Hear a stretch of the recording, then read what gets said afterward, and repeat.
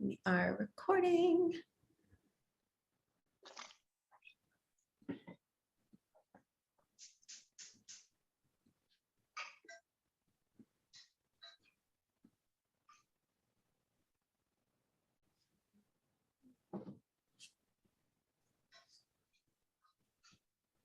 Hello, everyone. Welcome.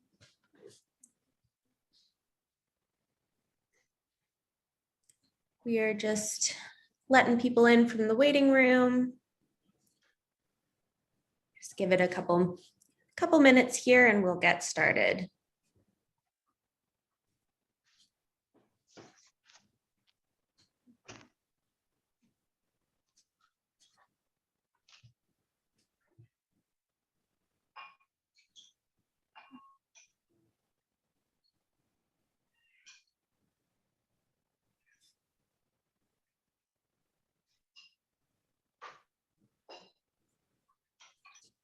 Thanks everyone for being here.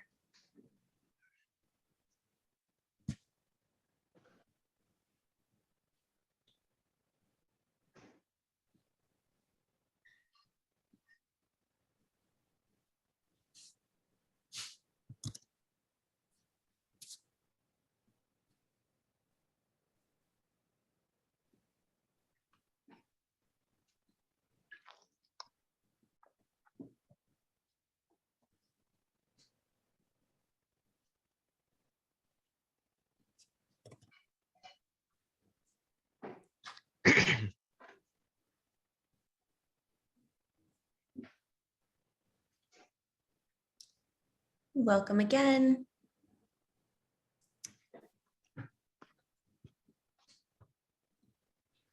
All right.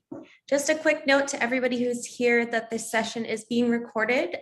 We also have closed captions turned on, and so those should be available on your end for those who need them just by clicking the closed caption button at the bottom of your screen. We're going to wait maybe 30 seconds here for more people to join, but then we will get started.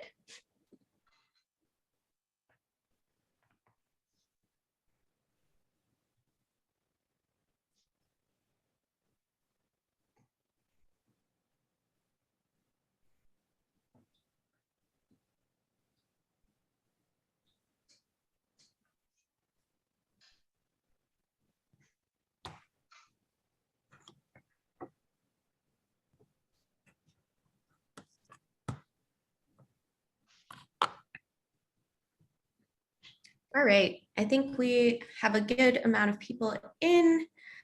Just another note for those who didn't hear it before, this session is being recorded. Closed captions are turned on our end, so they should be available for anyone who needs them by clicking the button at the bottom of your screen. So I am Kaya, I'm with Bike Pittsburgh. I am going to hand things over to Eric, who is our advocacy director, who is the main man for today, and we'll get started with E. All right. Hey, everybody. Thanks for joining. And happy Bike Anywhere week this Tuesday. We got a beautiful week so far. So hopefully people are biking somewhere. Thanks for the intro, Kaya. My name is Eric Bohr. I'm the advocacy director of Bike Pittsburgh. In a brief sort of overview, I've been with the organization for a really long time. I'm sort of the resident historian of bike infrastructure and the organization in general. And so what I'm hoping to do with this presentation today is to give a brief overview of sort of bike planning in Pittsburgh in general and how it culminated in this this past year and a half so far in this Move Forward PGH program. Is the raise hand feature on, or can people use that? That should be on, and you can also type questions in the chat as you're going forward, and I will kind of keep track of people who have questions. We can get to them at the end once you're done your presentation. Got it. I was gonna ask for a show of hands to see who's seen imagery similar to this somewhere in the world over the past year or so. If you wanted to use the raise hand feature, I am just kind of curious if you've seen it or not. Okay, because hopefully you have. So why did this whole thing happen, what's going on, even among, you do have to unraise your hand too, so after you're done. um, the Thanks for that, by the way. Thanks for humoring me on that. Um, so what is this whole program? A lot of people still don't quite understand, like what's going on with it, what it even is. So I'm just going to give a quick overview first of bike planning in Pittsburgh, and then go into this program, like I said. So, oops, come on, there we go. In the beginning, we had a 1999 bike plan. That's the bike plan that we've been working off of for basically, well, for the last 20 some odd years. It was, so even up to a couple years ago, we were working off of a 1999 bike plan. It was the oldest bike plan in the whole country, next to Aurora, Colorado, who had one in 2006. And it's basically what we've been using until June of 2020. Just a brief, to think back to 1999, Mayor Murphy was the mayor, which today, as you know, is election day. The Eliza Furnace Trail was brand new, while there were like little bits of riverfront trail that existed. The only on-street bike lanes in the whole city were Beechwood Boulevard and Highland Park and the Riverview Park loops. There were zero curbside bike racks. There was no city bike map. Port Authority buses did not have bike racks on the front, so you couldn't combine bikes and transit. And Pittsburgh was consistently ranked at the bottom of Bicycling Magazine's best bicycling city list. In fact, getting worst bicycling city. So since then, one thing that a bike plan does is kind of outlines what the city wants to accomplish in terms of, what like the goal. So in this case, the goal is making the city better for bicycling. So there were a lot of things in that bike plan that did happen, such as the trail system that we see, the hot metal bridge was in that bike plan, integrating bikes and transit. There's been a whole lot of work that's been done to make that happen, and just general bike lanes in general. While not directly out of the city, that Bike Pittsburgh produces the Pittsburgh bike map, which was something identified in the bike plan.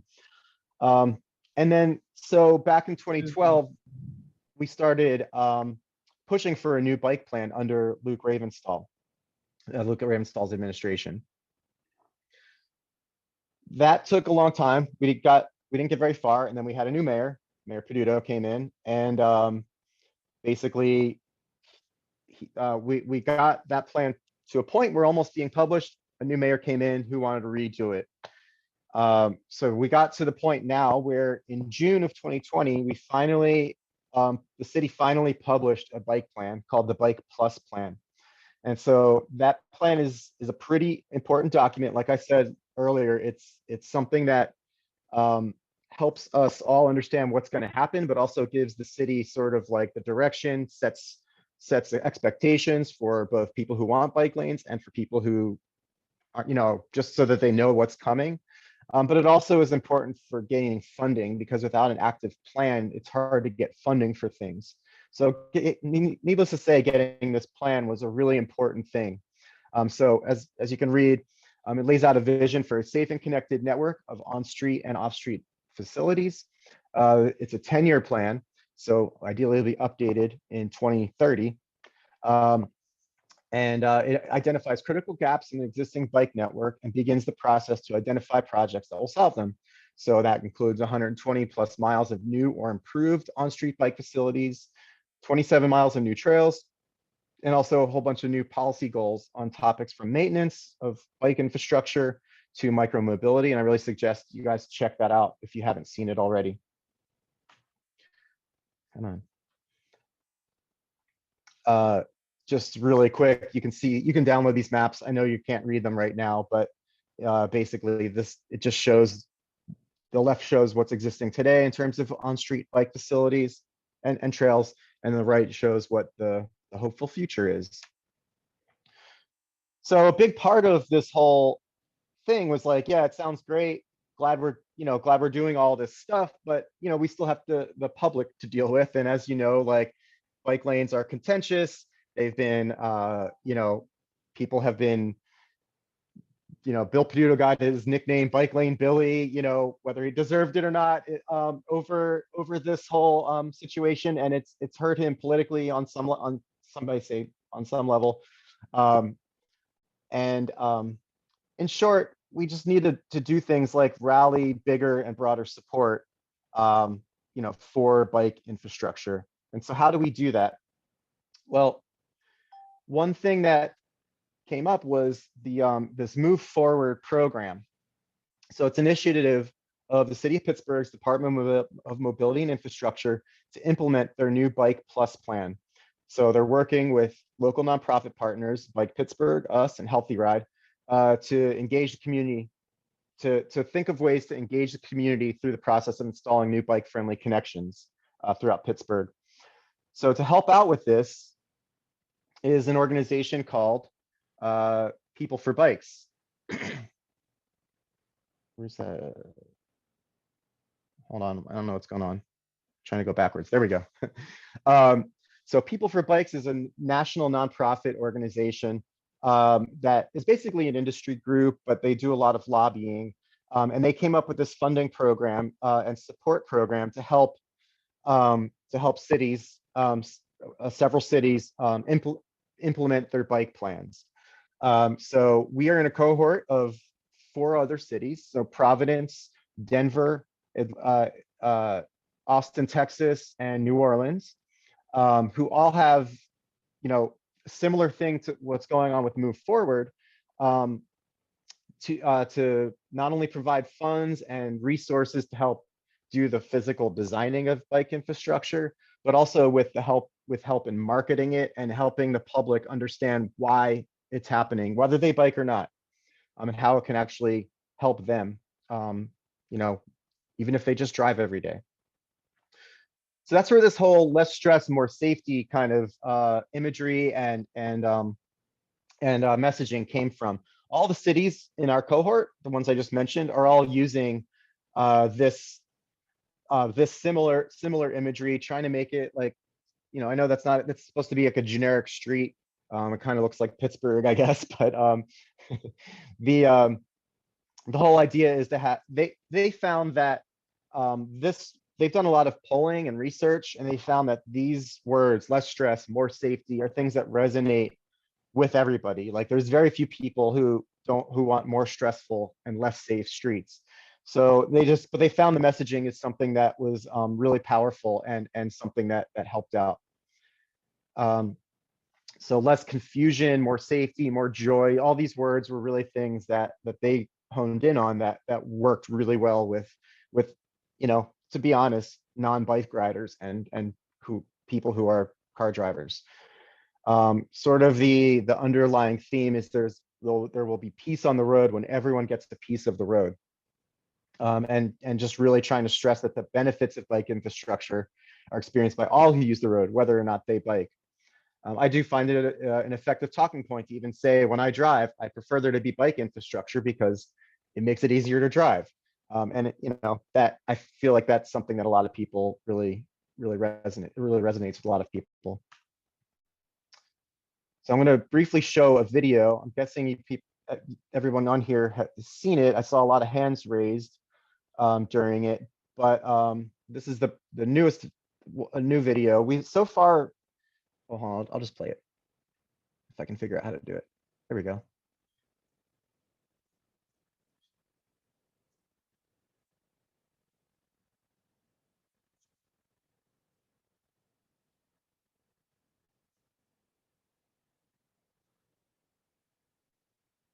Okay, hopefully that worked. Nope, there we go. So the marketing campaign of all of this involved like that video I just showed, billboards, we had bus wraps.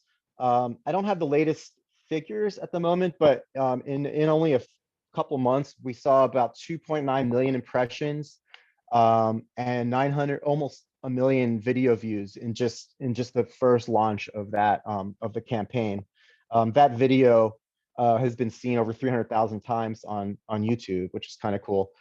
So it shows up on, that'll show up on social media. I'm sure a lot of you have gotten it. If you probably liked something that was related to bicycling, you've probably gotten it.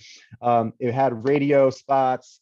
It showed up on streaming services like Hulu, and other streaming services, YouTube, obviously. So we really tried to get the word out about this to direct people back to the website. One other thing that People for Bikes provided was polling services. And so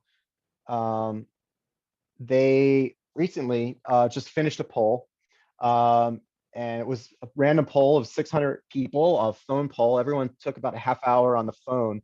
And they found a whole lot of things that we were pretty excited to see, actually. So on the right is a WESA article about it. But just in short, everybody agreed with a lot of those statements that we were trying to put out there, like less stress, more safety. We found that a lot of people have been involved in or know someone who had been involved in a traffic crash and have been injured or have died. And a lot of people agree that one thing that really came out was that 71% agreed that separated bike lanes create more safety and less stress for everyone on the roadways. And to be honest, we kind of made a point to make sure that the people that were polled were likely Democratic voters, to be quite frank, because that was an important thing with a mayoral election coming up. So what's all this mean? What's been built?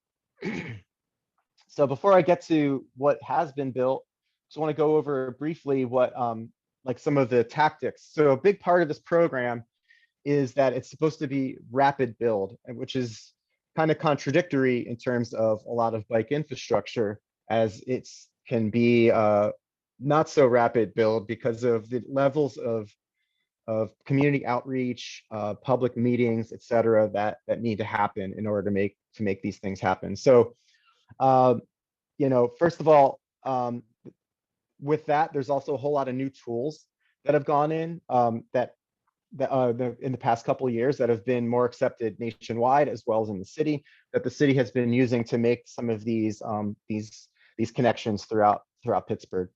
So I'm sure a lot of you have seen the new protected bike lanes, these two-stage turn boxes. So sometimes some of these facilities are just improvements to existing facilities. So sometimes putting in a two-stage turn box, for instance, so that you can which helps facilitate left turns, may be part of that improvement. We all see share lane markings. Bike signals are another new tool. The bus plus bike lane, that was another new tool the city has started using on Smithfield Street downtown. And the big one that came out this year, specifically for this program, were neighborways, which the idea is to create low stress residential streets that make needed connections for bicyclists, that are really useful for bicyclists. They're on the bike network, they're on the bike plan, but maybe it's a place where we can't, say, remove parking. So it's a way to make for a low stress connection, like needed connection. Other ways to rapidly install, and that includes a lot of traffic calming to make that happen. So this year we've helped get in these things like neighborhood traffic circles, which has shown to slow traffic, if not discourage cut through traffic in the first place. Things like chicanes, which create like a horizontal element that cars have to like kind of swerve around in order to they just need to pay more attention. Speed humps, I'm sure we've all seen recently, a whole lot of speed humps have gone in. And then just simple things, sometimes just curb bump outs help out with with traffic calming, but also help pedestrians and also help prevent cars from parking directly at the curb.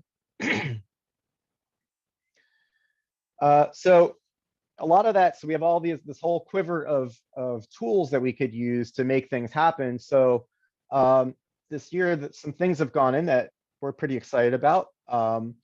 One thing, probably the grandest one so far, has been the Gap to the Point project, which is making that connection basically from the Gap Trail to the point, as the name suggests. So the gap trail being around Smithfield Street Bridge. So this is a network of improvements and bike lanes along 3rd Ave, Stanwyck Street, and Liberty Avenue downtown. So that connects to the Point State Park, but also connects to Penn Avenue bike lane. This has a whole lot of new elements to it that are new to the city in terms such as how the bus stop, the bike lane is raised up so that buses can still pull to the curb and allow people in wheelchairs to access the bus. There's bike signals involved in this project. Just as a side note, those bike signals at Stanwix and Penn/Liberty are on a radar detection, actually. So if you stop at the stop line, it'll detect that you're there and give you the exclusive bike signal to get through without worrying about any cars from any direction. The Friendship Neighborway was another one where it was a series of traffic calming along a route that was parallel to Penn Avenue. That also made there was some awkward, the way the streets were laid out, there were some awkward turns and one-way streets and stuff like that. So the city added these little, these bike lanes to help make that connection legit, which people were doing anyway. The Euclid Neighborway was another one. This is from the pilot. These are going to be turning into actual, like I had showed before, the actual neighborhood traffic circles, poured concrete. And these will have landscaping in them soon, by the way. So the one you see in Euclid there is temporary, the way that looks. Southside Neighborway is another one that is a street that parallels East Carson Street. And then the Washington Boulevard Trail, which was a big connection from Negley Run over to the cycling oval, making that more accessible, as well as the Lawrenceville Neighborway, which I showed before. So far there's a whole lot of so that was some projects that happened. The main ones that you can see on the website, the moveforwardpgh.org/projects. There's a whole bunch on their way in the north side. And then Shady Side Squirrel Hill also has a whole bunch of projects coming up. And then we're hoping to see the next neighborhoods clusters that will have some bike infrastructure in the south, west, and the Strip and downtown. Connections in the Strip and downtown are hopefully on their way. If you go to that website that I showed, moveforwardpgh.org/projects, you can see the latest list of things that are either upcoming or in planning or are on their way. And this is just in a general, this is a pretty huge jump for the city in terms of being a little more transparent and clear about what projects are happening, and so that the public has a place to go to now and see the project, click into it, see what's happening, see where the public engagement is, whether it's a public meeting or a survey, et cetera. So that was a really big jump in terms of planning. So now we get to the part where how you can help. Glad you asked. So obviously the moveforwardpgh.org website, the easiest thing to do right now, if you're not on it, is just to sign up for emails that basically will ensure that you get the latest on everything that's coming up. There's public meetings to attend, surveys to attend, and a really big one is just to support programs on social media. As we all have seen, bike lanes and bike infrastructure get dragged pretty heavily in social media, and so it is actually really important to to fight that. And then another thing that I want to plug is our advocate program at Bike Pittsburgh. If you go to that website that's shown, we have like sort of a how-to on 101, like how to write letters to the editor, to your electeds. Like I said, support on social media is always good. And sometimes it's not arguing with people, it's just giving support for stuff is really important. But two things I really wanted to plug were becoming a member of Bike Pittsburgh is another great way if you're not already, but also joining your neighborhood bike ped committee. And if you're not familiar with those, all across the city, we have approximately, there's over a dozen neighborhood specific bike ped committees, that these are the true like on the ground advocates who are really helping push this agenda. So they're not, we don't necessarily run them, but we really give them support and try to guide and help out how we can. But these are local advocates who are pushing for improvements within their neighborhood. They help try to push for projects within the budget, the city's budget. They help out with the numerous things in terms of when a project is happening within that neighborhood. We really look to them and depend on them to help get the word out, help garner support, just generally be like on the ground. You know, we've, for instance, recently with the project on Ellsworth Ave that's in planning, they've been integral in helping, you know, raise awareness for it, get the community involved, whether it's out there handing out flyers to people about the project and public meetings coming up, or writing letters, and or even doing like pop-up, helping us with pop-up bike light giveaways and things like that. One thing that we have also on this website is this the Grassroots Advocacy Toolkit, which I suggest everybody check out. It's for people who are involved in the bike ped committee or want to start one. So if there isn't, if you see a blank space in this map to the left, this toolkit will ideally help you figure out how to start one yourself. It kind of has like it basically walks you through all the steps it would take to create your own bike ped committee. And like I said, they are extremely helpful. And we have our community organizer on staff, Anna Tang, who I'm guessing a lot of you know, is really tasked with helping make these things successful. And with that, I'm going to open it up to questions. I don't know how you want to do this, Kaya, if we want to leave this slide up or Yeah, I bring up have not participants, or received any questions in the chat. So, you know, send them on in, folks. If you've got any questions, doesn't have to be, you know, totally related to the presentation. We can talk about anything. But yeah, thank you so much, Eric. We you appreciate it. unmuting people, or is it just in the chat? You can feel free to unmute yourself, or let's see, we have Seth is raising his hand, so I can, yeah. Seth, are you unmuted now? Yep, can you hear me? Yeah. Awesome. So this is, I guess, kind of in support, and Eric, you kind of touched on it, in support for bike lanes. I know Bike Pittsburgh has stepped away from enforcement, but I know it's still kind of epidemic level of people parking in bike lanes. Is there a strategy outside of, I mean, I guess building infrastructure and kind of maybe hardening that infrastructure so it's not possible to park, or are there other strategies you think we can take outside of enforcement?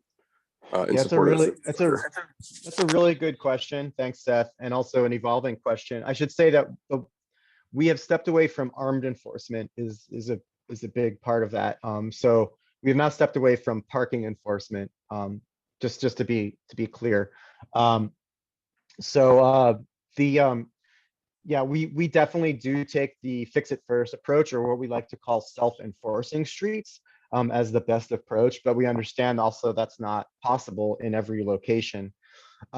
So in terms of parking itself, yeah, this you know, quite honestly, while I said we haven't stepped away from parking enforcement, we've also found it hasn't been very successful to have enforcement in terms of parking. As we all know, people think that sidewalks are also places where they can park. And so it's a really difficult situation, you know, for us, because the way that we're tasked to deal with this problem is the city directs us to call 911, and which is something that we have basically, that I think everybody can agree is probably not the best solution to this problem, is to call 911 every time something happens, especially when it's every day, as we have seen the Penn Ave bike lane. And so, you know, it's going to be a case-by-case basis, but for Penn Ave bike lane, for instance, we have been pushing for, and still are pushing for, you know, somewhat successfully, and hopefully we will be seeing that come by the end of this year, is basically making it difficult to impossible for people to park in that bike lane. But in other places, it's, you know, I'll be honest, it's something that it's a tough nut to crack. And it is, we have found that in a lot of situations that protecting the bike lanes is with bollards has been successful in a lot of places. But also one thing that we have been pushing for is parking protected bike lanes, which both preserves parking and so allows people to park, as well as provide a protected facility. And so that's something that is, I'll call semi-legal at the moment. It is, if the city wants to install it with their own money on their own streets, they can.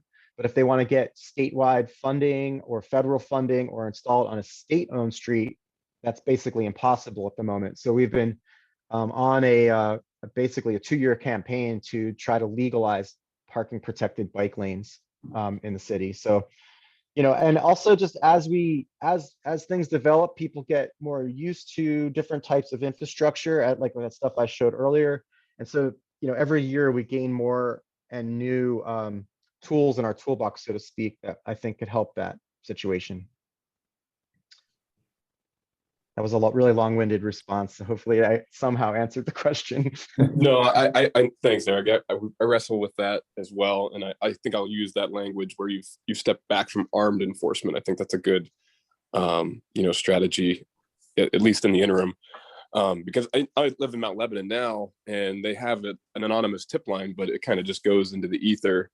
But I also don't want to be relying on the police for traffic enforcement or people parking on sidewalks, which even in Mount Lebanon and most of the South Hills slopes is an epidemic. I lived in Bon Air, and people park on the sidewalk as a right, essentially. So yeah, it's like you said, tough nut to crack.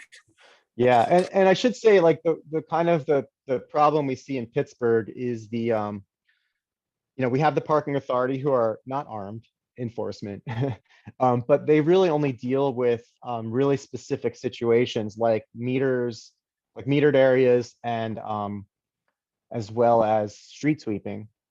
So anything outside of that, they're not really equipped to deal with. So they're not really equipped to deal with, there's somebody parked in a bike lane. They send the armed police out.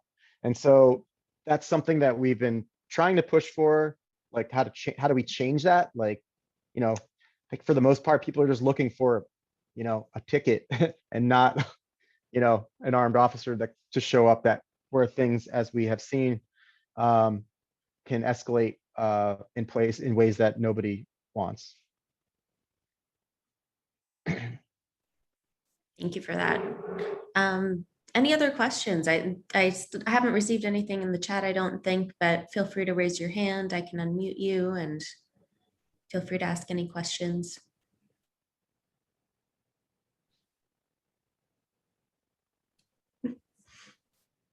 Very easy audience here. Yeah. I don't know. I'd like to bring up an issue. This is Yale. With the proliferation of e-bikes, we're seeing a lot more people who aren't that experienced riding on the roads, on the trails, especially on the trails, we see that.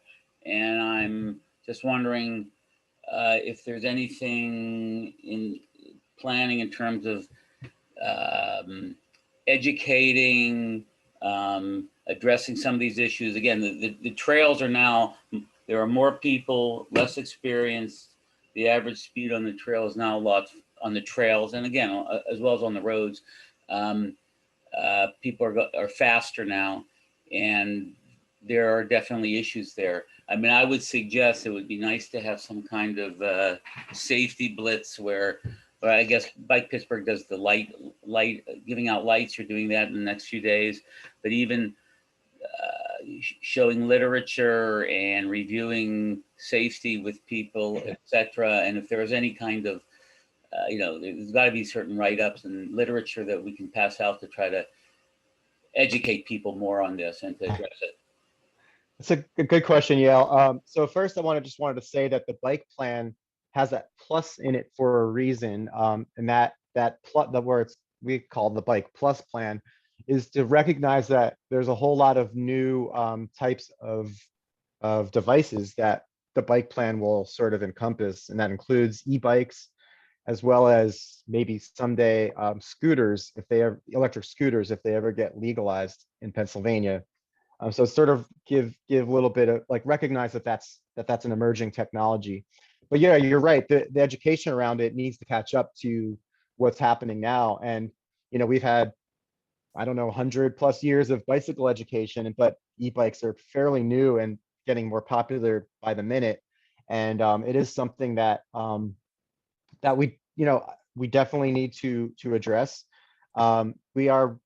I'm not going to put anybody on the spot or say that we are going to do this at the moment, but we are, these kind of comments are really appreciated because we are rethinking our education department at the moment. So things like that, I think are, so I'm really glad you brought that comment up. I can't say that we have something planned at the moment, but I definitely agree with you that it is necessary, and I'm seeing the problem out there as well.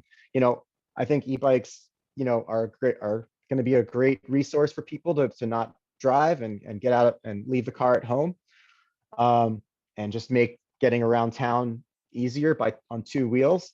But yeah, there is this this level where they are a little bit harder to handle, and you definitely see people who maybe are less experienced on them and not following the rules.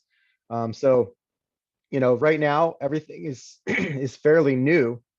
The city's playing catch up, the state's playing catch up in terms of education and even what is legal and what isn't legal. So anyway, with that, I'll say thanks for that comment, and duly noted, but at the moment there is no official plan. Yeah, and I'll follow that up with saying that, we are looking at a partial transition of the Healthy Ride fleet into, they're going to be releasing some e-bikes shortly. So that kind of education is absolutely going to be necessary to teach people about when everybody's able to rent e-bikes and ride them around the city. We're going to have to, have some sort of push of education around that. So I definitely think that'll be something that we are going to be working to address as soon as that rollout occurs. Yeah, thanks, Kay. I forgot to mention that. So thank you for bringing that up. I don't have any particular details on exactly when that's going to be, but I know our friends at Healthy Ride are working very hard to make that happen right now. So stay tuned. We do have some chat questions. Sandra would like to know, from your perspective, what have been some of the challenges and opportunities for the Shadyside Squirrel Hill planning and implementation? Well, I guess I'll start with the challenges. I'll say everywhere, for every project, the biggest challenge is always the P word: parking. Parking. It's the first that as a bike advocate, I spend more time talking about parking than even bicycles. So how to figure out, where parking is, say, oversupplied and undersupplied, where people have and also what's happening in the parking. Not all parking is the same. Some parking is obviously like, in areas where there's row homes and there's no driveway, then people obviously have to put their cars on the street. But there's other areas where maybe the parking dynamics are different and it's not so much residents. Like if it's a neighborhood that has very few car owners, but a lot of on-street parking, maybe there's something else going on, and figuring out why people are parking there. Are they just parking there because it's free and they're just parking there as using it as a park and ride lot so that they can jump on the bus for free? So there's a whole lot of dynamics that happen, and parking is the thing that basically is the reason a project can or cannot happen. So and people, as I'm sure we've all seen in Pittsburgh, people feel very connected to their parking space, especially when it's in front of their house, even though sometimes it's a public parking area situation. So as far as challenges, that's got to be the number one challenge I've seen. Everybody can agree that safety is important, and that bike lanes, in my mind, people agree that bike lanes are important, but a lot of people are not willing to do the trade-off for for parking. So that's why certain another challenge I'll say we've had with some of this is especially with the parking with protected bike lanes is a challenge that we see here in Pittsburgh and elsewhere is that when you put a protected bike lane in, you still have to also deal with ADA requirements in terms of making sure that buses can pull to the curb so that someone who's in a wheelchair can board the bus, because what the way it works now is a bus can pull to the curb. There might not be a curb ramp there for the wheelchair to get off the curb. So the bus ramp will actually go to the sidewalk and then someone can roll right onto the bus. Super important, super valuable, understandably. But what happens is when you actually protect a bike lane, that limits a bus's ability to get to the curb. So how do you deal with that? Well, then one way to deal with that is to raise the bike lane up. And that's why you see the bike lanes raised on Stanwix, on Liberty Avenue, and Stanwix in downtown, so that basically somebody in a wheelchair can cross the bike lane into the bus. So it's important to, like, when you see a bus pulling up to a bus stop there, you need to slow down and make sure that people can get on and off safely. And they always paint those areas in bright green. And so anyway, that's been a pretty big challenge, because it creates a huge amount of cost burden on the project itself. So you go from a project that goes from paint to now you're pouring concrete or asphalt and having to use a lot more expensive interventions and expensive more thermoplastic, which can be expensive, the markings and stuff like that. So in terms of challenges, we've seen that basically be the deal killer on some projects. As far as opportunities go, while the project itself is a challenge, I think this program has brought the opportunity of Ellsworth Avenue into light. It's one of the most biked corridors in the city. And in short, it doesn't work for anybody. It doesn't work if you're driving. It doesn't work if you're walking. It doesn't work if you're riding a bike. And so there's been a whole lot of energy around doing something on Ellsworth. And what that something is not quite clear. But what I think has occurred with this program and this project specifically is that it really brought a lot of people together in terms of stakeholders coming together to think through the issue, think through what can be done, what's really necessary. One of the issues we see on Ellsworth, and everybody in the corridor recognizes, is that it's used as a cut through, where if you're trying to get from one side of Ellsworth to the other, maybe Fifth Avenue is better for you, or Center Avenue, or Baum Boulevard. And so how do we figure out how to eliminate or reduce the numbers of people who are using it as a cut through because they think it's a shortcut, while still allowing access to businesses and homes and churches and schools and whatnot. So it's really caused everybody to really rethink, like, okay, well, what are things that we can do and try out that could still allow people to access all the things they need to do while also eliminating that cut through. And if something emerges from that is useful, I think the opportunity is that we'll hopefully be able to see that in other similar streets in the city. Thanks for the question. Yeah, thank you. We have a couple more tying into the kind of challenges with protecting bike lanes. Chris would like to know what plans there might be to improve cleanliness of some of the lanes, particularly the protected lanes. Yeah, that is another challenge. I will say, there's two challenges there, which is the street sweeping in the summer and snow plowing in the winter. So the snow plowing in the winter is the easier one to deal with, because the city can put plows on if they have smaller trucks. They have some equipment to do that. The street sweeping is the harder one if it's protected. And this is where a lot of the trade-offs happen with design. When you have the two-way protected bike lanes, such as Penn Avenue, they're able to get a street sweeper in it.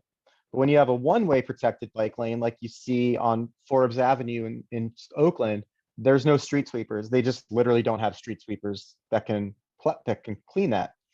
So at least in that situation, they work with Pitt to help clean the bike lanes in the protected bike lanes in that area. But not every neighborhood has a University of Pittsburgh to help out with that. And so the city knows they need to acquire this equipment. You know, it's not cheap. They are, you know, it's one of those things like we get the bike lanes in and then you figure out all the things you need to do to maintain them. So now they're in the process of trying to figure out how to procure those.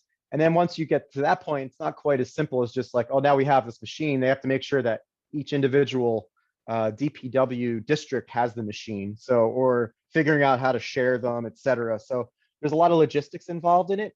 It's a lot more complicated than I ever imagined getting into this, thinking like, oh, I just want some bike lanes. But then when you actually like, you know, start talking to the people who have to implement it, you know, it's never quite as simple as that. So they are working on, with long story short is they are working on procuring that equipment. Hopefully they will soon, but I honestly don't know when that's going to happen, but we're very aware that it's an issue. Great. A couple questions from Seth. I'm just going to roll both your questions into one. Seth says, really love the Bike Plus plan, but have we missed the window to address the retail roving robots? Well, that did happen after the Bike Plus plan. So, you know, whoops. But I'm not sure if the roving robots would be included in that. I got to give the city some credit on this. They actually have they have a staffer who was hired to deal with autonomous vehicles, not these things at first, but the Uber, well, formerly Uber, Aurora, Argo, et cetera, to help be the city liaison with those companies. And then those the delivery robots happened. And so those all got lumped into her like under her umbrella.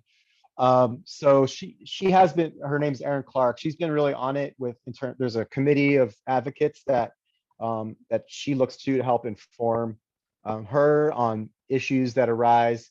She has direct line with PennDOT on how that whole thing is playing out. And so, and they've been pretty good advocates, I think, in trying to push PennDOT to be to give the city more leeway in terms of these robots. But yeah, I'm not going to say we all missed the boat on that. I mean, I don't think very few people knew that bill was even, that legalized them in the state of Pennsylvania, was even happening as it was rushed through. So it was a surprise to everybody. Not gonna try to paint a better picture on that. Mm-hmm. Second question from Seth was really looking forward to when we can talk about bike parking. Interested in the concept the Uni pod, is that correct, is bringing to NYC. Is secure bike parking on the radar here in Pittsburgh?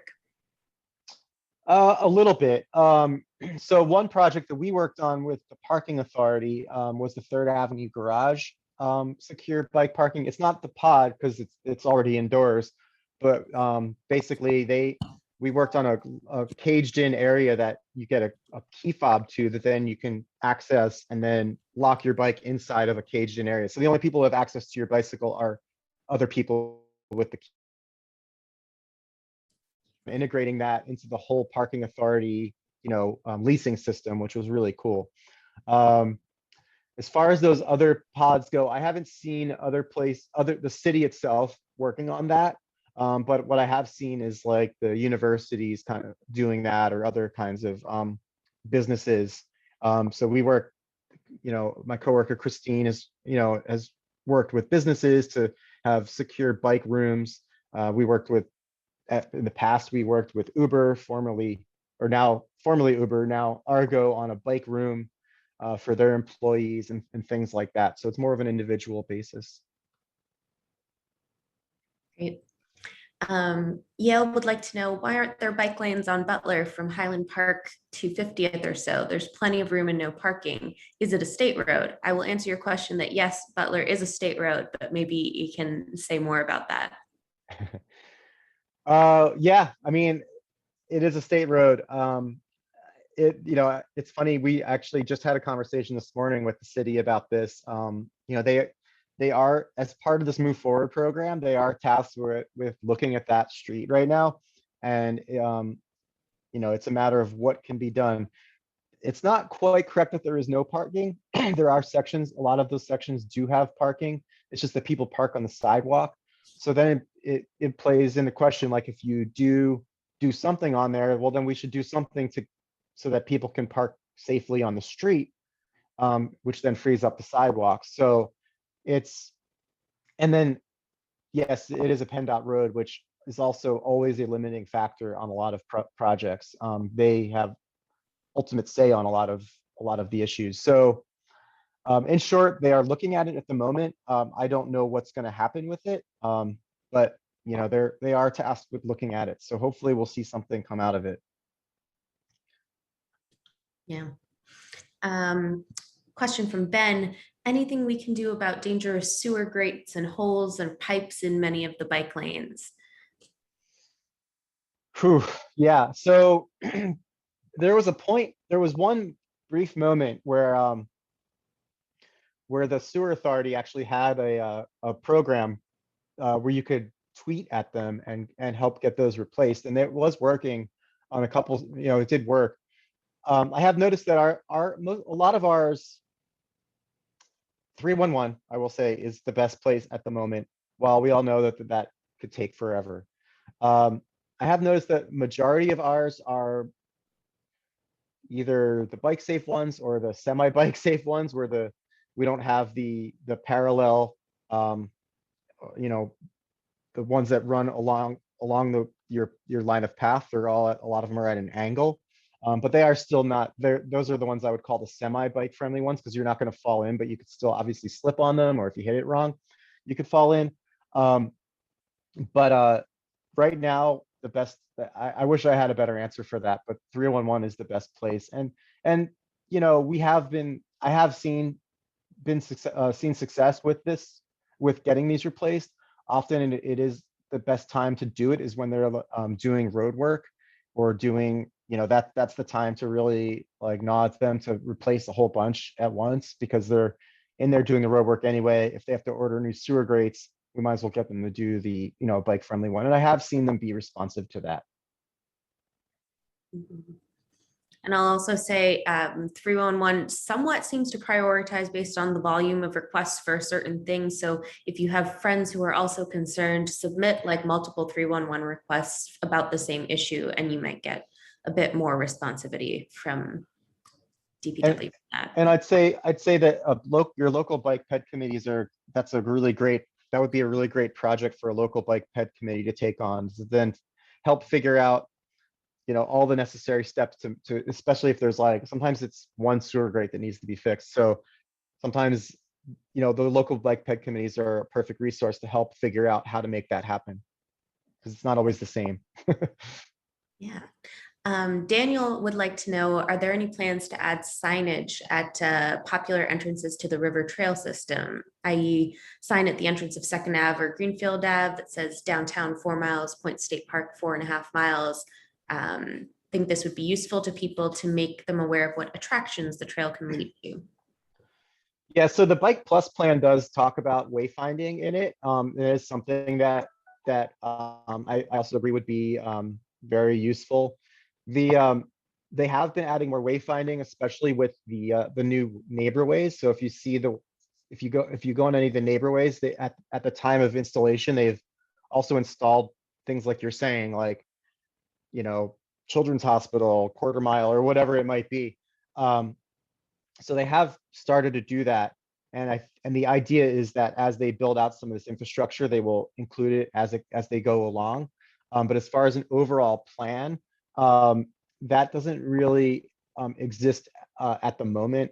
But I could see the trails also being part of the earlier plan for that implementation, because a lot of those do have some signs, but you're right, they could definitely use some more. Mhm.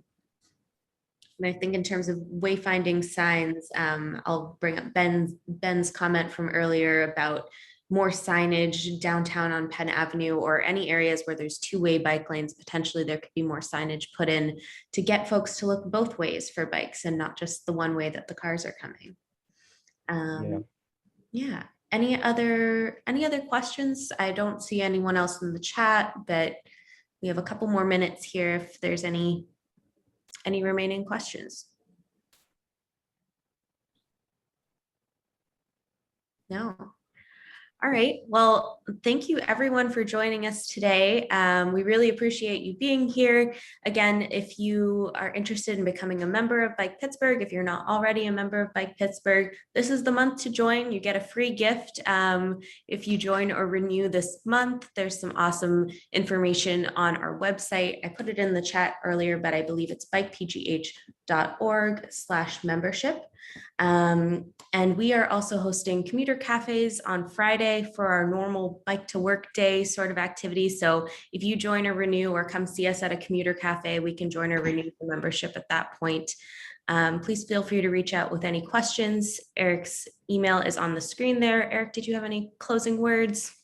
Just thanks for hanging out with me and listening and hearing about the whole Move Forward program and bike planning in Pittsburgh in general. So thank you. Really appreciate it. Yeah. Thanks, everyone. Have a great rest of your day. Thank you.